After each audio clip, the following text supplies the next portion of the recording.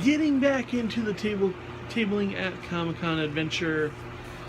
I told you about Thursday and Friday, everything leading up to it. Now we're in the thick of it.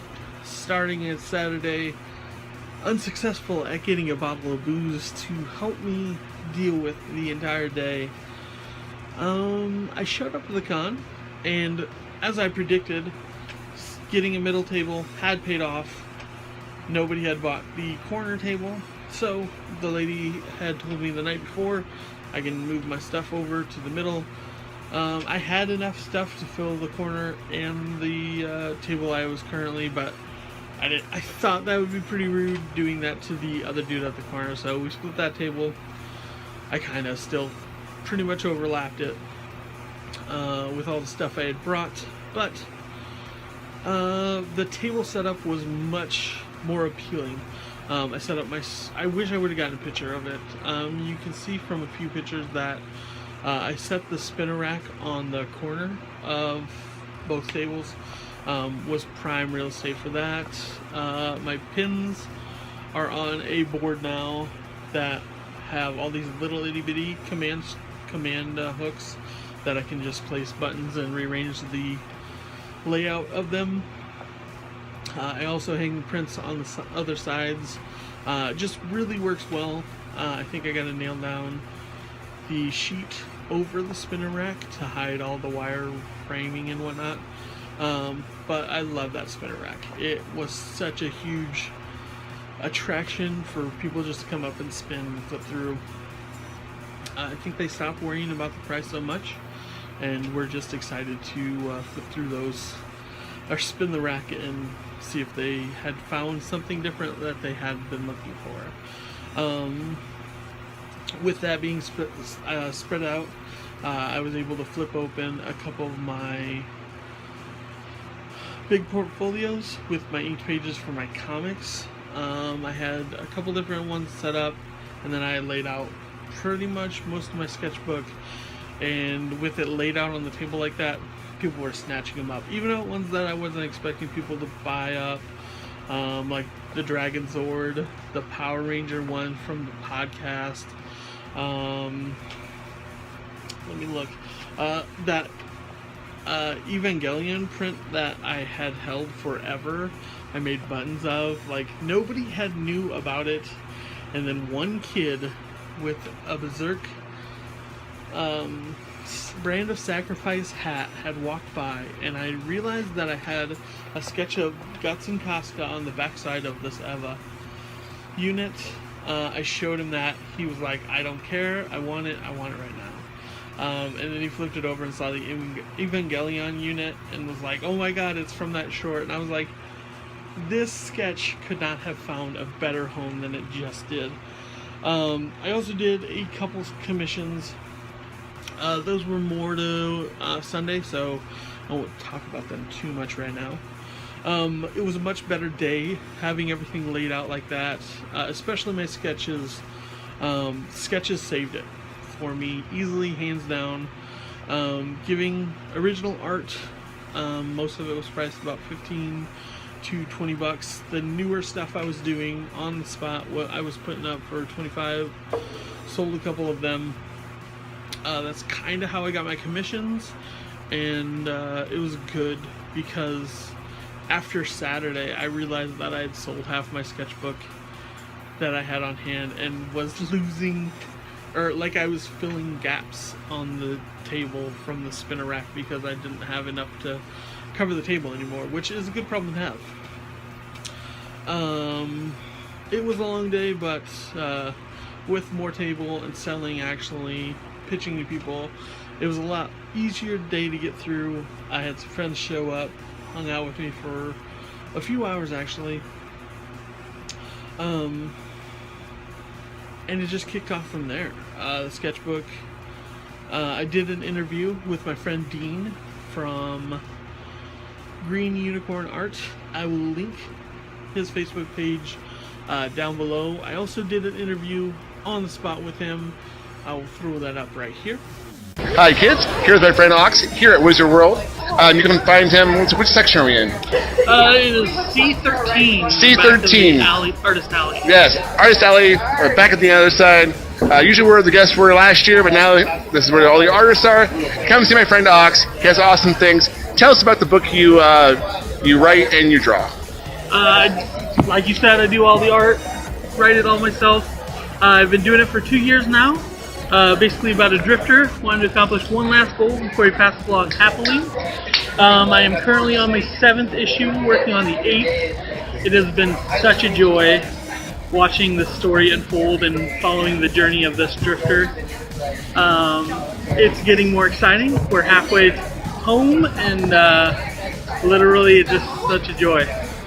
I know. You should come out here, buy the series, and for the awesomeness, he now has pins. So that's pretty awesome. So if you like comic book series, if you like comic book series that have awesome merchandising, he has cups, he has things, he's got pins, he's got his own little awesomeness.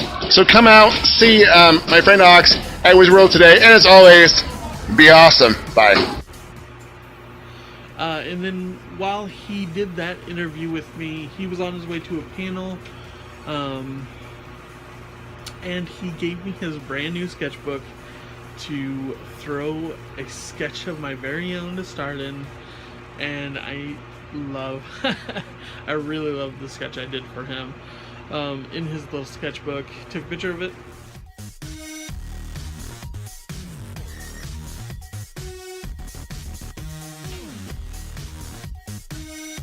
That was crazy. Also, I saw a parent pushing his little daughter in a turtle van stroller. Like they had the turtle van panels on the stroller who was pushing, and I saw them from an aisle away, and I was like, oh my god, I have got to do a sketch for him. So he made his way down, immediately busted open my markers, because not many people know this, but way back in first grade, the Ninja Turtles were something that I started drawing, and the turtle van was a big part of that.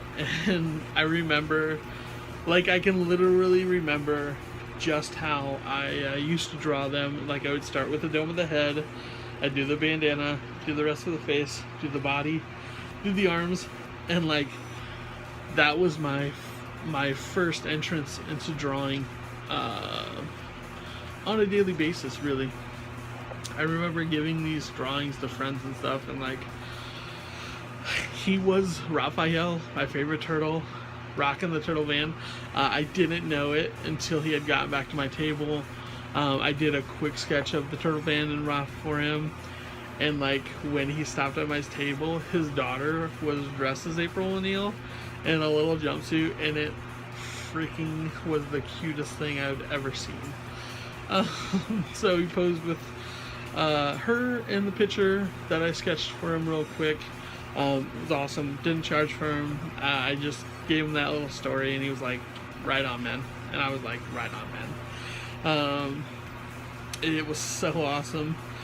Predator was also there in a badass costume. He had his wife leading him along because I'm guessing he didn't have any peripheral vision. He would literally take 5 steps, and like she would be like, stop, turn to your left, pose, keep walking. It was so ridiculous to see. So my friend's house that I was crashing at, I had actually written about this friend before. I actually wrote about him in one of my newsletters before. I will link to that newsletter down below, but it's basically 5 years ago or so when I saw Tenacious D in concert, and met Jack Black standing next to him, took a picture with him. He was one of the dudes in the balcony with me, and like I got a picture of Jack Black and him like close to each other, and sent it to him like the day after, like when I uploaded all my pictures. And then spoke about this in the newsletter, a couple clips that I have on this channel from that show. Just an all-around great guy. We tried meeting up last year while I was doing the con. and I was so wiped out every day that I just got back to my hotel and was just crash out. So crash out. He was in the process of moving to Urbandale, so he wanted to meet up, chat, talk about everything, and I just couldn't. I was so drained every day. A lot of people don't talk about that, but these cons definitely drain you so much because you have to be on the entirety of the con. Like, you can't just take a break if you're tabling by yourself. Like, I can't just be like, hold on, let me get refreshed real quick. It's like, no, you got a 12-hour, 14-hour day staring people down and trying to sell your comic. But so last year he had thrown in for my Kickstarter for my first trade with issue 5. He's been on since then. He just threw up the highlighted picture of him actually receiving issue 5 last year after the con.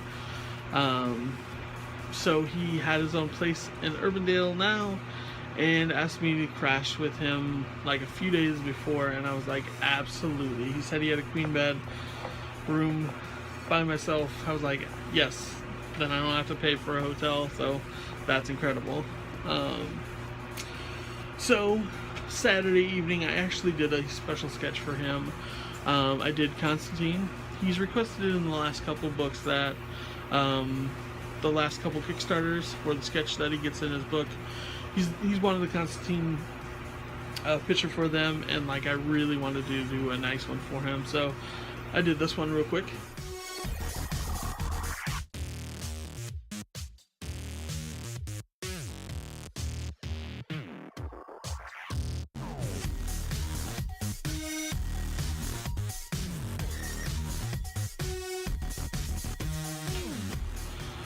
Probably spent about an hour on it.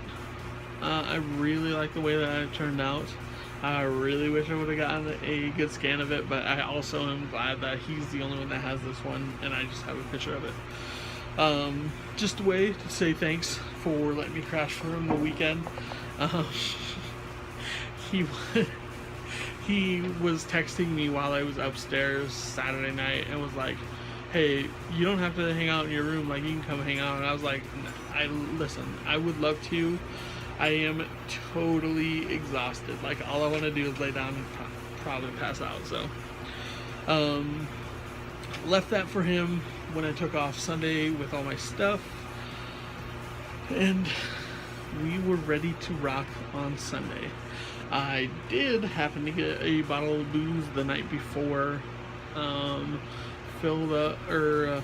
drank a little out of a liter, Coke, put some in it, and I had my Coke, rum and Coke for the show Sunday afternoon. It was a good time. That day went even better. I made $110 on Saturday, made $150 on Sunday. That was a couple commissions as well. Had Lego Batman. There's a badass gargoyle costume. There were some awesome Sith and like bounty hunter costumes there as well. The dude that got the Evangelion Berserk sketch had commissioned another artist to do a Berserk sketch, brought it by the table, showed me. It was incredible. Also did a new Groot, new Rocket, and a Totoro for a friend's daughter, which was awesome.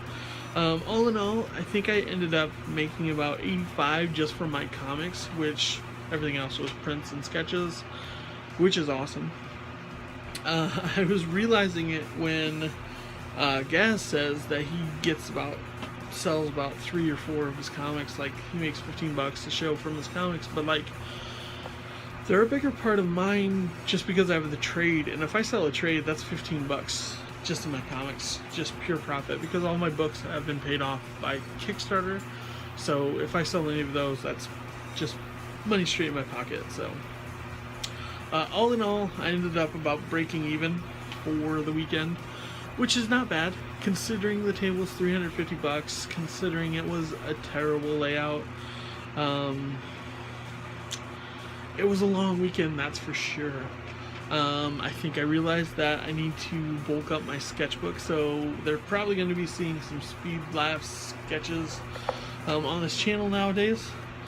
I realized Friday night when I was down on my luck, like, it was going to be a long weekend because I could beat myself up about not being selling Funko Pops or prints or anything like that, or I could get off my high horse and sell like I did. I couldn't take any of this home with me, and that's exactly what I did. I kicked it in the ass and sold like there was no tomorrow. Was pushing sketches on people if I saw somebody dressed up, and like that's how I sold the Dragon Zord print. Was because some dude had a Dragon Zord leather wallet, and I was like, you should check out this sketch. And a big part of it was getting in a mindset to being able to sell what I had on the table rather than worrying about what other people were selling around me. Like, if my art's good enough, it's gonna sell. A lot of people picked up the trade and were not into it. I also had, like, if you've been following my comic for a couple of years now, 2 years ago, before the third issue came out, I got 25 stack of issue 1 and issue 2, and they were the floppy copies. They had been sitting in my van for the last year or so. I didn't like the colors of them, but I figured if people liked them, they'd check out the rest of the series. And it was just something to, like, pitch out. Like, they kind of liked the design, but they didn't want to, like, sit there and read the comic. I was like, check it out. If you don't like it, no big deal. If you do, you can come back to the table. I'll be here all weekend, and I'll sell you the rest of them at a discount. That was a big thing. I was running a discount on my comics, definitely on Sunday for sure. I was pushing that like there was no tomorrow. I had a couple people that came up the year before and had purchased the trade, and I was like, I have 3 more books that you don't have, and they're like, I want them right now. So that was awesome. Just a good weekend.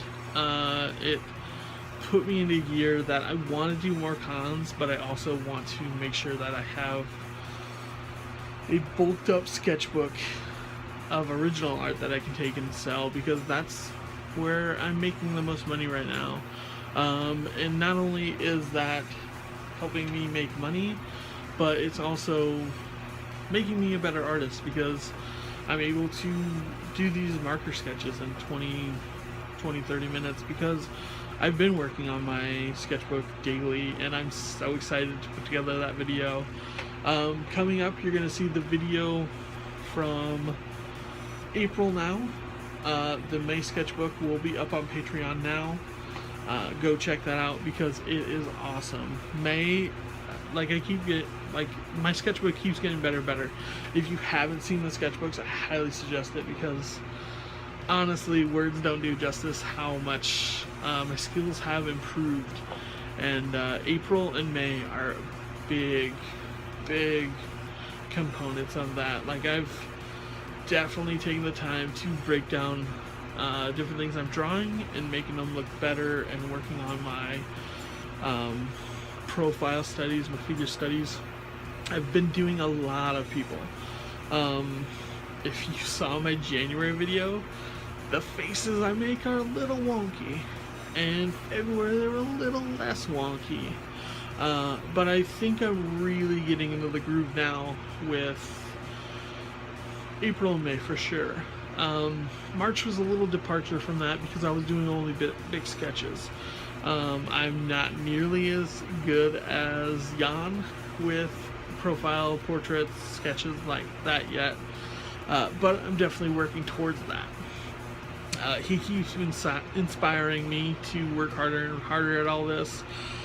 He's the one that coerced these videos out of me, because he's not at a con and wants to see that experience, and I want to share that experience. Gaz does a great job, so I'll throw links to Gaz's videos, Jan's videos down below. I'm sure Scott's probably gonna have a video out by this time. I know Abe met him at Phoenix Comic Con this last weekend. It's so cool seeing these 100 days of making comics, like this community grow and work at getting better and better. So yeah, that's kind of everything. Thanks for taking this journey with me. If you have any questions, throw them down below. And I'll probably do another video about talking about the con and setup and process and whatnot. Things I've learned over the years. I definitely want to talk about this one a little bit more and things I've picked up on the last 2 years, because I've been lucky enough to be able to pick my position, and I think the places I've picked have definitely hurt the sales that I could have. I'll probably talk about that in the next video. This one's gotten a little long, about 20 minutes, a little over that, so thanks for following along. New video coming soon. Talking about the con one more time. I'll probably do some quick reviews of comics here soon. Yeah, I think that'll do it for this video, so if you look forward to some new videos, check out April's sketchbook. If you want, you can check out May's sketchbook right now. It's on Patreon for $1 and above subscribers, so chip a buck in, you can check out the progress of that. But I'll leave that for now. Thanks for following along. I'm looking forward to getting issue 8, because I really want to track the progress and show you how I put together an issue. So I think issue 8 is going to be perfect for that. But love you guys, and I'll check in with you real soon. Later. Hi kids, here's my friend Ox here at Wizard World.